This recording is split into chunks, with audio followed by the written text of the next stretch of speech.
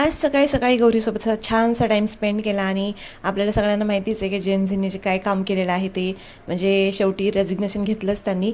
आणि जेन अल्फाची आज मी थोडी परीक्षा घेतली त्याच्यामुळे सगळ्यांना बोलवलं होतं.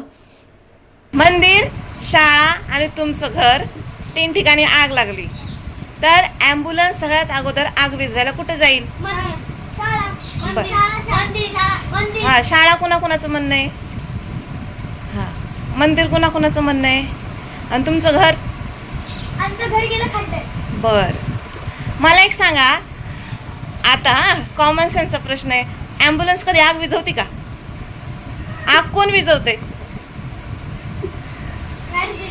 मग मी प्रश्न काय विचारला? अशा प्रकारे मी त्यांना ना आज दिवसभर असेच प्रश्न विचारले होते आणि त्यांना पण खूप छान वाटत होतं. नवीन नवीन प्रश्न त्यांना जाणून घ्यायचे होते आणि त्यांना पण मजा येत होती की असे पण प्रश्न असतात नाही का. खूप प्रश्न विचारले मी त्यांना आज, असे छोटे छोटे इकडचे तिकडचे.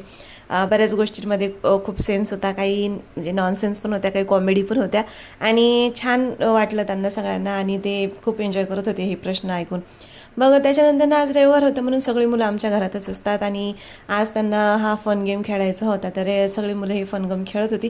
मी पण त्यांच्यासोबत खेळत असते आणि त्यांना पण माझ्यासोबत गप्पा मारायला खूप आवडतं. सगळ्या मुली वगैरे माझ्याकडे येत असतात आणि त्या मला जेनझी काकू म्हणून चिडवतात आणि मी पण जेनझीच आहे तर त्यांना छान वाटतं माझ्यासोबत गप्पा वगैरे, मध्ये सगळं माझ्यासोबत शेअर वगैरे करतात.